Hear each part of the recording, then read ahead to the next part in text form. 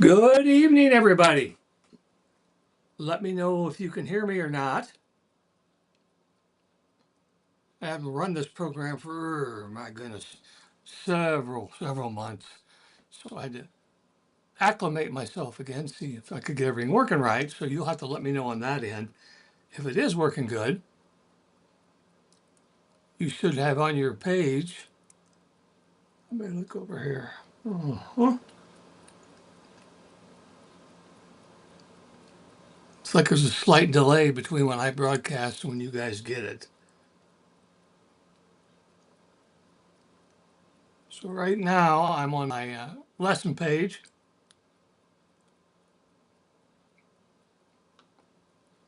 I'll wait a few minutes before I start to make sure everybody's online and can see what I have here.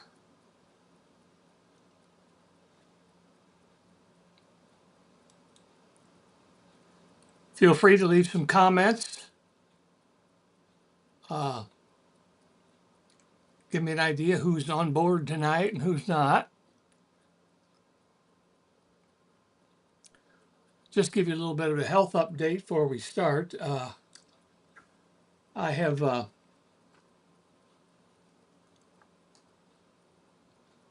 gotten a little better since got out of the hospital and surgery and everything. I feel much better. I am planning on being there on Sunday, I hope, unless there's any setbacks. I don't see any issues with not being there. I've got my message started and looks like I'll be ready to go. Hi, Cindy. Hi, Becky. Hi, Val. Hi, Faye. Yeah, each day, everybody once in a while, I think each day that I get up, move around to feel better. I really didn't, think that cutting your skin a little place up here, I don't know if you can see it or not, I'm in the wrong. They cut it right about in here over to there. I think it'd be a big deal, but I can tell you what, the pain after that was unbelievable. Plus, they wouldn't give me pain pills to take home. So I had to do the Tylenol thing.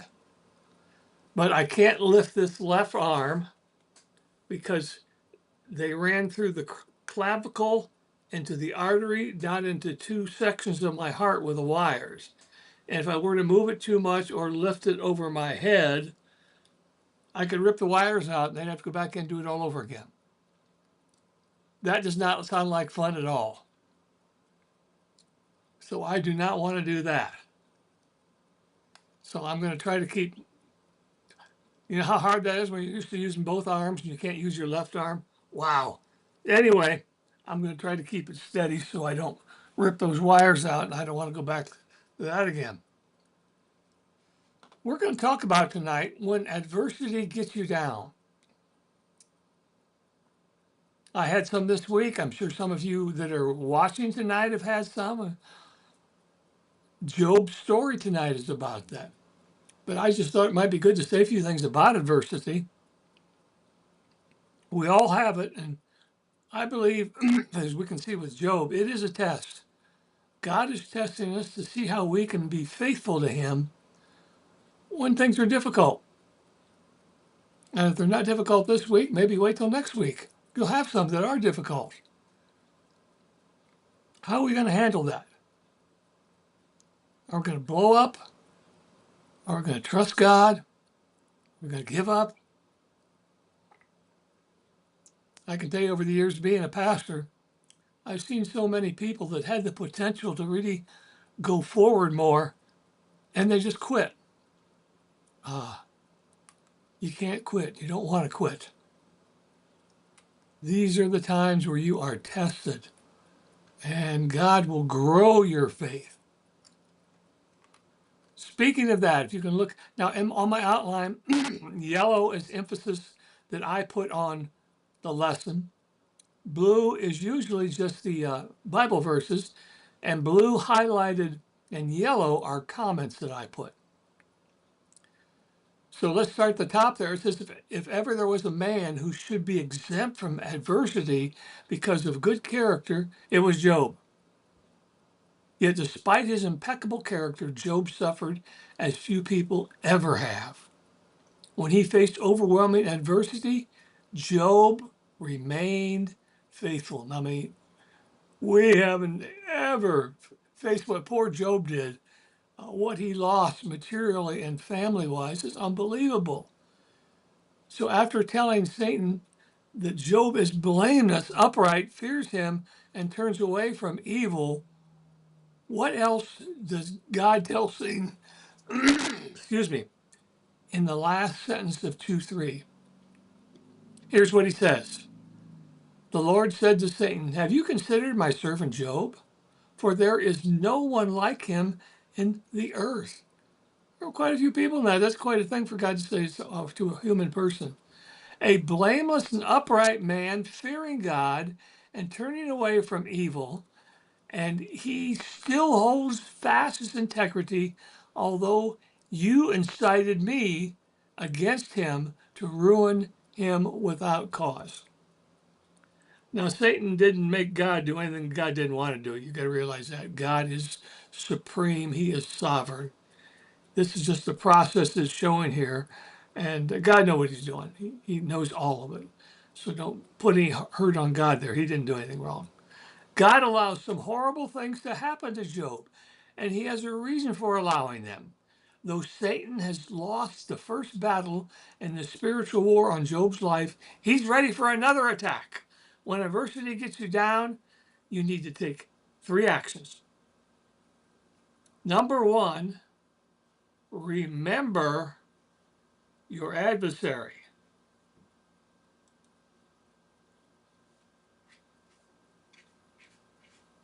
What? I hope you can see my screen okay. I have to jump back and forth here. This is verses 4 through 10. If you have any questions about any verses, I can bring them up also.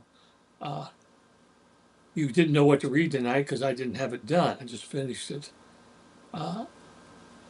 Here's the 3 actions. Remember your adversary's intent. From reading the first 2 chapters of Job, we quickly discover Satan goes after everything Job holds dear. That's how he attacks us. He goes after everything that's important to Job. And he'll do the same to you.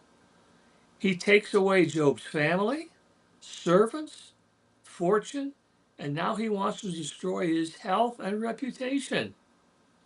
Surprise, surprise, huh? After the Lord tells Satan that Job is holding fast to his integrity, Satan answers, skin for skin. And I've got that highlighted on your outline on screen. This refers trading one kind of skin for another. He's saying there, if you let me get to his body physically, give him lots of pain and problems, he'll give in. He can't hold in there. And that's what Satan was testing God with. And of course, he passed it. We know if you know anything about Job. Then Satan declares Job will give all he has to save his life. Now, that's not true for most people, even today. A person was standing in front of a terrorist with a gun, and all he had to do was say, I recant Jesus and I won't shoot you. I wonder how many people would do that. Interesting. Satan also tells the Lord that if he will reach out and take away Job's health, he will curse you to your face. Well, some of you are in the age of your life where you're having a lot of health problems, so you know what I'm talking about. And in those processes where you have those, you still trust God. He hasn't given up on us. I think sometimes we forget that we are eternal beings, and this old earth is our testing ground. So don't be discouraged by the problems. Satan is how you would say that in Hebrew, meaning adversary and opponent. Satan is accusing God of sacrificing the skin of Job's children and servants to save his own skin. That's a good point. Then Satan declares Job will give all he has to save his life. Satan also tells the Lord, if he will reach out and take away his, I think I read that before, I get deja vu. He will curse you to your face. Okay. Satan goes on to the Lord in the presence and infects Job with horrible boils from the soles of his feet to the top of his head. I hate to think what that poor guy looked like. As Job sits among the ashes, he scrapes his skin with broken pieces of pottery. At this point, what does Job's wife? This is classic. Now, let's not beat on her too hard here, but what does Job's wife say? Do you still hold to your integrity? Why don't you just curse God and die? Now, Job's wife echoes Satan's accusation. Here's the point: pain can confuse even our loved ones.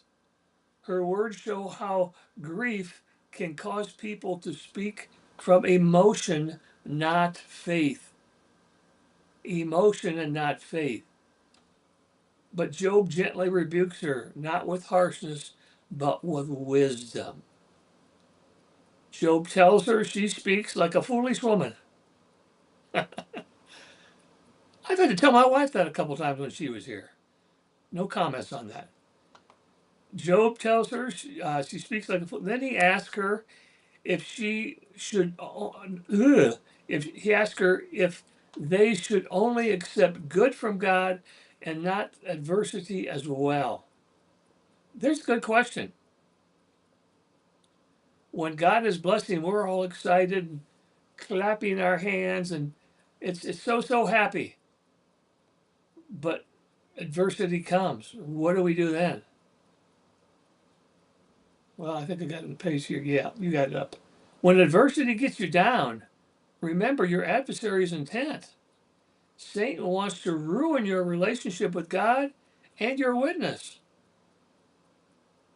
And he wants to ruin your relationship with all your friends and family.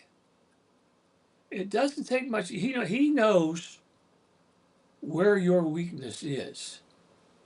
He knows exactly what he can do to light your fire, get you discouraged, get you angry, get you depressed, whatever it may be. He knows how to do those things. Be very, very careful. Number two, we need to rely on the comfort of friends. Now, at this point, three guys come in to comfort Job. I believe that was their intentions in the beginning. But after the dialogue, and this will be next week, we'll see something different. Job has three friends: Eliphaz, Bildad, and Zophar. Eliphaz is probably the oldest since he is listed first to speak, first in each of the three rounds of speeches. When these three friends hear about Job's tragedies and troubles, they three agree to jointly go to comfort him, and that's good. Just after a while, don't do what these friends did to Job, okay? Uh,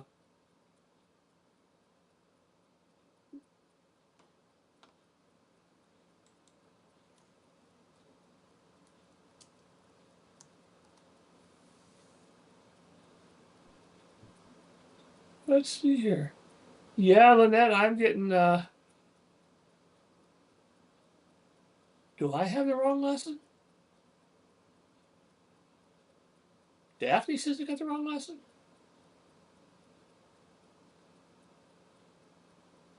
I looked at my lesson, the only one I had done. Did you guys do lesson number 2? Oh, well, doesn't make a difference. We'll just go over it again anyway. We'll have a good time doing it because there's some good points here I want to cover. So as we continue, when these three friends appear to Job's from Job's tragedies, they agree to jointly go comfort him. When they see him from a distance, they hardly can recognize him. They began weeping loudly, tearing their robes and sprinkling dust on their heads. Signs of great anguish, of course. Therefore, they identified Job's deep sorrow and hurt. This is reminiscent of what is commanded in Romans 12:15. And this is important with anybody, not only when they had good times, but when the bad times come. You need to rejoice with those who rejoice and weep with those who weep. And that's important. Feel compassion. Don't find a reason why you can try to figure out why this all happened to them. Well, they had it coming, or they shouldn't have done this and they shouldn't have done that. Don't be that kind of a rude dude. Have compassion on people. How would you like people to act that way toward you when you had situations and people say, well, she or he didn't do this and didn't do that? Show the compassion of Christ. You know, that's the thing I think we really need to do now in a time where things are going pretty good, and you need to be aware Satan is going to attack his church, our church family, and he's going to hit you over the head and do all kinds of things to you, and you need to be wise. Realize that it's not brother and sister against brother and sister. It's you against the adversary. Too many times we put the blame on things on others when you need to look behind that and see who really is doing this. I've seen people distance themselves from each other, no longer become friends, and whatever. So it's true. Mike said we did this again. So yeah, that tells you how much I know. So we'll do it again. Mike, you can take notes and let me know if I did as good as you did. Okay. So Job's friends, and this is in the this is my comments here. Job's friends do this initially. They sit in silence, sharing in his grief. Sometimes the best ministry is presence. That is so important. Be there. Don't think you have to make a big speech or anything. Just be there. But as we'll see later, they talk too much. Remember the song of the '60s? You talk too much. Well, I'm not going to try to sing that tonight. They've been laughing at me. Uh, their friends try to comfort, but the longer they stay, the more they should have gone home earlier. And you'll find that. Don't think you have to be the one that's going to solve all their problems and be the great all-knowing potentate. You don't have to do that. People just want to know you're going to be there for them, be their friend, and don't come prepared with 6 Bible verses to give them to show them that you know so much. Be prepared to apply what you know about the Bible to that person without having to read the Bible verses to them. That makes sense? That's what true friends do. Job's friends sit on the ground with him for 7 days. Boy, they did good. Now, remember, we live in a different society today, so you're not going to be sitting at a desk for 7 days. You know, today, how it goes. You visit the person, you send a card, you go to the funeral, you give them a hug, you go home, and then they're on their own from that point on. Unless you want to go to Wits or something, that can happen too. So sometimes just having silent friends near is a tremendous comfort. Oh, you're going to love next week since you're getting this one already. When adversity gets you down, and it will, remember your adversary's intent.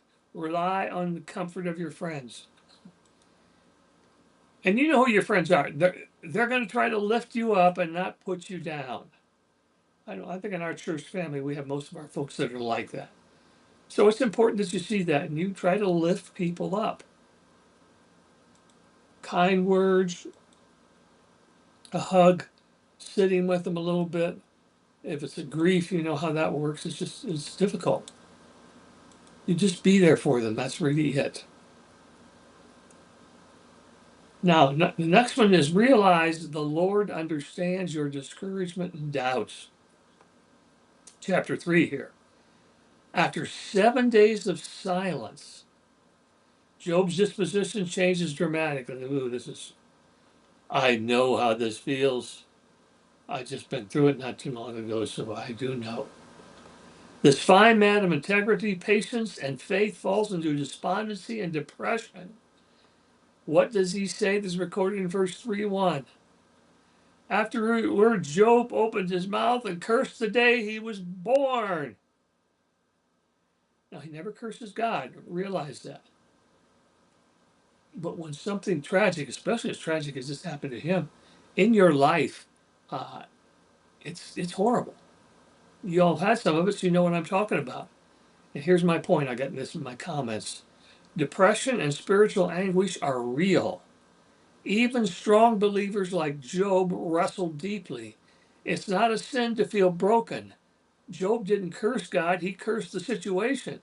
There's a distinction that matters, and that is important.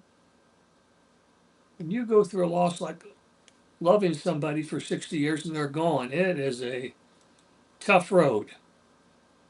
And getting the back, you question your whole thing and you don't want to live and all kinds of things. So I know what that feels like. He wishes the day of which, and boy, he lays it out here. I'm sure Mike shared this when he did it. He wishes the day on which he was born would perish. In other words, he wishes he's never been born.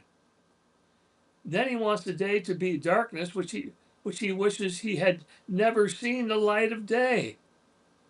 Ooh, that's major depression. Job wishes gloom and darkness would claim the day of his birth and clouds would cover it. That's bad. I don't think I would have used all those words, but he kind of describes how we feel when we're struggling bad grief. He wants that day to be excluded from the numbers of months. He wants it to be blotted off the calendar. Just forget me, people.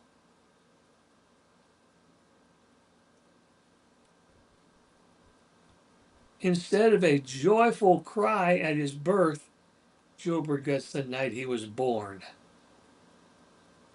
as though he thought he had never been born. Ooh, dark here. Now, remember, this is a man that had all more integrity than anybody on earth at that time. He didn't cross the line with God, but you need to realize when you're upset, you need to let God know. He's a big dude, he can handle it. But never show distrust or a lack of faith. He says, for those who are experts at cursing God, to curse the day he was born, referring to those who are skilled at rousing the Leviathan. Now, this is not a real animal. The Leviathan was a mythological sea monster capable of devouring large objects like his life. When aroused, it could cause an eclipse by swallowing the sun and the moon. That's a pretty big monster. Job is, maybe that's, what's that one the Japanese feels overhead? Start with the G, I can't think of it. Anyway, big sea monster. Job is not saying he believes in sea monsters, but he uses the myth to vent his frustration. And again, he's okay with that. That's fine.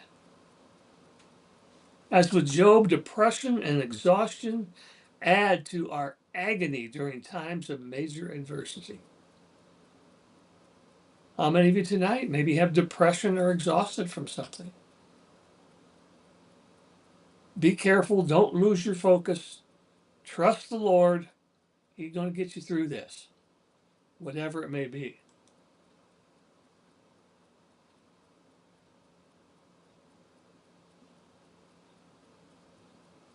Okay, I'm coming back. I lost my place.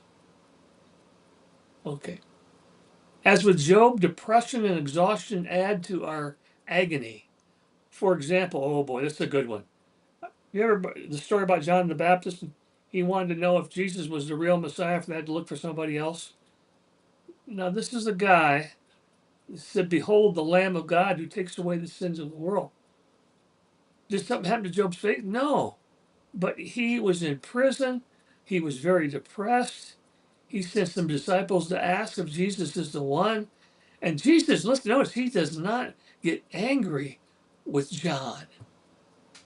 He says, let me tell you that things are happening. People are growing and good things are going on. Don't be discouraged. John's faith was solid, yet later he doubted. Encouraging, right? No, not encouraging. We all can have that. By the time you think you got super solid faith, it's going to be tested. Even spiritual giants have dark moments, but Jesus never scolds them. Disciples arrive, Jesus tells them, go and tell him the blind see, the lame walk, lepers are healed, the dead are raised, and the poor have good news preached to them. What's he saying? Hey, that's Messiah work only. Nobody else is doing that. John, be encouraged by these things. Your work is well done, and I appreciate what you've done. And he knew John wasn't going to be there much longer because he's going to be beheaded. But he loved John very much. He understood where John was and the mission he had, and he understood his mission. Sometimes when you understand both, you don't want to be discouraged when you lose somebody because their mission is done. After John's disciples leave, what does Jesus say about John the Baptist? Matthew 11:11, I tell you the truth, of all who have ever lived, none is greater than John the Baptist. Powerful statement, right? Do you know what statement, this statement, what he teaches? As we understood John the Baptist's despondency, depression, and doubts, Jesus understands ours. I know sometimes Satan will want to get in and say, you're kind of letting God down the way you're talking and your attitude. I think we need to be like Job. We need to be very honest about our feelings, even when they're raw. We just don't want to have anything about cursing God or not trusting him to get us through things. There's a difference. You can be raw with your feelings, but don't blame God. That's for sure. When, not if, adversity gets you down, remember your adversary's intent. Rely on the comfort of friends. Realize the Lord understands your discouragement and doubts. I see a little bit earlier, Lynette commented that we have a great support system.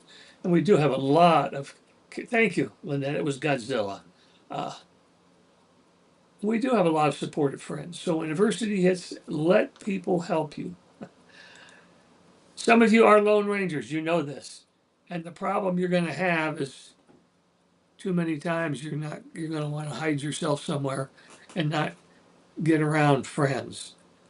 I think the thing that I've learned the most since I lost Carla was to spend more time with family and friends than I have, because you need that comfort. Everybody needs that. And it'll get you through those times. I know sometimes you feel like you're not going to make it, but you will get through those times. I think it's number 3, reveal your feelings honestly to God. There we go. So I talked about a minute ago. This is a very true saying. The beginning of healing is revealing your feelings. How many sermons have I preached that in over the years? And that is true. Let God know how you feel. Now, this doesn't mean it's the time to attack people, but let God know how you feel and let other people know how you feel so they can pray for you. Job is not a hypocrite. He is very honest about his feelings. That's like people, you say, well, how you doing? Oh, I'm fine. I'm going to get through it okay. Rather than say, I really hurt. Could you pray for me a little bit? I'm really discouraged right now. That would be more honest, I would think. Motion detected at the front door. He is so depressed, he asks, why did he not die at birth by coming out of the woman immediately expiring? Job says death at birth would be so much better than what he is going through. I can imagine the pain this guy's going through. Especially every day he got up, his walk was step by step with God. He knew he was a man that walked with God and did everything the way that God wanted. And this hit him unbelievable. He repeats the same idea in verse 16, asking why he was not stillborn. Yeah. Yeah, why did I even have to live, God? The pain I have right now isn't worth it. Oh, God's got a plan. You keep living every day and knowing that God's got a plan for your life, and don't give up. Job 3:17, for in death the wicked cause no trouble, and the weary are at rest. Job is expressing deep despair. He's not giving a theological lecture about afterlife. He's pouring out the raw ache of his heart. Not talking about heaven or hell here. He's talking about death of the wicked causes no problems. Worry. Deep, deep despair. You got to appreciate this man. His good friends didn't come and say, come on, let's sit down and have a beer together. No, they sit down and prayed and shared and tried to encourage him. Job longs to die and be where the wicked cease from troubling. In other words, he wants to be where he doesn't feel this pain and this hurt any longer. It's driving him crazy. Understood, Job. In death, Job's reasons that captives are free and no longer hears the voice of the taskmaster or the oppressor. In other words, when you're here and all, you go through these things, Satan is right there to just discourage you, to get you all bummed out and really lay it on you. He also reasons that the small and great and the rich and the poor and the slaves are free in death. Well, if you understood what happens after death, they're not really free. For those who know Christ, after death, you go to be with the Lord. But for those who do not know Christ, after death, it's much worse because you don't just fade away. Luke 16 says, and in hell he lifts up his eyes in torments, a torment that never ends. You see why it's so important that you and your family understand that it's a relationship with Jesus Christ that gets you to heaven instead of hell? So it doesn't end. I know some people think, well, gee, when I'm dead, I won't have to worry about anything. Not true. You have more when you're dead to worry about than when you're living if you don't accept Christ. In his deep grief, physical suffering, and mental anguish and confusion, Job asks, why God gives light or life to those who are in misery, and life to those whose existence is bitter. Feel your pain, buddy. I understand. You wish it'd be the other way around, that you're the one that's gone and they were the one that was still here. That's very raw, very true for any of us that lost somebody we truly, truly, truly loved. Job also wonders why those in misery long for death but did not come. They desire death more than hidden treasures and are glad when they reach the grave. Now, there's a good point, and it's true. God has a plan for each of your lives. So you can wish you were gone then. And the first thing that God told me after I lost Carla was, you're still gone. I've got things I want you to do still. And you're not just going to fade away. And those are hard words to take at that point. But God has a sovereign plan for all of us. You can't just kick the bucket when you want to. God has to kick your bucket, nobody else. Sometimes he has to kick our butt too. Job asked why for the sixth time in this verse. This clearly reveals the exasperation in his heart. He knows what is being said is true, but he asks why. Light or life is given to those from whom prosperity is hidden. He asks why.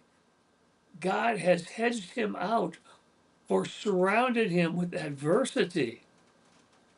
Wow. The word hedged is the same word Satan used in describing the hedge of protection. He feels he doesn't have that anymore. Well, he really doesn't, except God's got his life protected. Joe's suffering is so severe, he sighs when he sees food because he has lost his appetite. Now, I know for some of you listening tonight, you don't think you can do that, but it can happen. You can lose your appetite for food, and when the grief is so severe or adversity is so strong, you don't want to eat. You don't want to do anything. Crawl in a corner. He says that the very thing he feared has happened to him. What was dreaded has come to pass. Do you ever have anything in your life where you will say, I hope I don't hit that situation, and I do? I've got so many stories I could tell you of when I was young and saw people with this situation. I thought, boy, I hope that doesn't happen to me. And you want to know the truth? Most of that stuff has happened to me. So just be aware. It's not the other person only. You can be involved in this, and the wise will be there. So let me go on here a little bit for you. The very thing, how about that very thing you didn't want to have, cancer, loss, or whatever? It can happen. You need to trust God and be prepared for those things. Think about what he lost. 10 children, all of his servants, which he must have been very close to, his possessions and his health, and they flooded his heart. He was totally devastated. Just think of it. We got a church family, but just think about that. What a horrible thing. You talk about feeling alone. Yes, Lynette, John the Baptist was Jesus' cousin. Job is totally devastated. Present pain often cancels out the memories of the past. Don't forget that. That is important. Present pain often cancels out the memories of past joys. You know, we got to be careful of that, because when we get mad at somebody or angry about something, we don't think about all the joy we've had together. It's kind of, what have you done for me lately? And we forget what a blessing our friends have been to us, and how they were there and helped us, encouraged us in times of grief and hardship. And that's the same thing we need to realize that we have. So, and here's the important part. I got it highlighted here. God is not in the business of explaining, he's in the business of sustaining. Do you get that part? God does not have to explain himself to you. So many times we can ask him to, right? We see that where that explain, you trust. He is our sovereign God and creator. He doesn't need to explain anything to us. He is our Lord. But he is in the business of sustaining us through those hard times, through the brokenness, through the pain. Sometimes the pain can last a long time, but he's there every day to sustain you. And you need to remember that. Don't go toward the dark side, Luke. You don't want to do that. When we are hurting, we sometimes say things we later regret. How many of you can raise your hand and say, Amen, I've done that? Be careful, because it's easy to flip off at the mouth when we're hurting. Usually you do regret. For example, what does the prophet Habakkuk pray in Habakkuk? This is interesting. I think you can, let me make sure you can see at the bottom of the page here. Yeah, I think you can. Oh, okay, let me get up here a little bit more.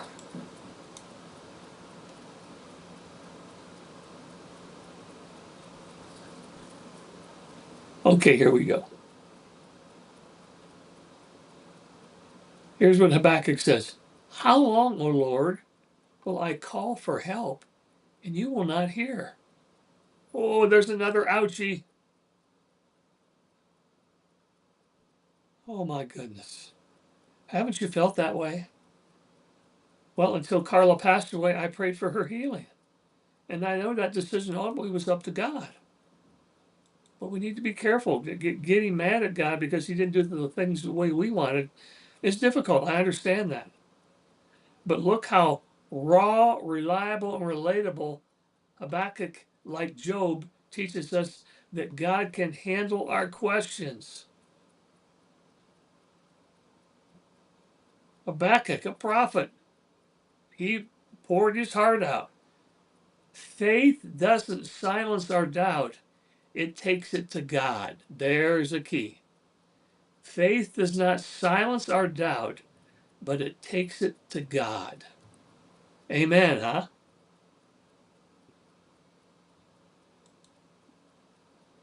When, not if, adversity gets you down, remember your adversary's intent. Rely on the comfort of friends. Realize the Lord understands your discouragement and doubts and reveal your feelings honestly. That last paragraph there is important. You got to remember that whenever you struggle with adversity and you need some help or anything. Uh, if you have any questions, I'm looking over your comments here. Let me know. I'm still here, so if you have any questions, let me know.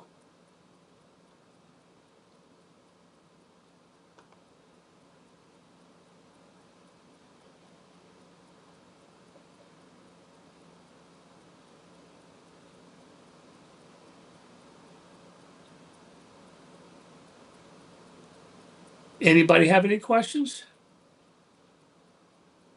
I hope that was helpful, even though, hey, you should remember it twice as much. This has been taught twice tonight. Next week we'll be on chapter 4 and 5, I believe. I haven't got those started, but what I'll try to do is have those lessons on Sunday so you can pick up those lessons for next Wednesday. So you have something to go through here. I haven't gotten done them yet, so we'll be on track. So unless you know something different, we should be doing chapter 4 and 5. I hope that this was helpful to all of you. I think we got a lesson that was 45 minutes long and just a perfect time to stop. It is good to see all of you tonight. I hope that you all are feeling okay. And yeah, I'm looking you right in the eye. I plan on being there Sunday unless I have a little relapse, but hopefully I will be there. And I've got a good sermon for you. So I'll see you all Sunday. You all have a great week, the rest of the week. God bless you. See you Sunday.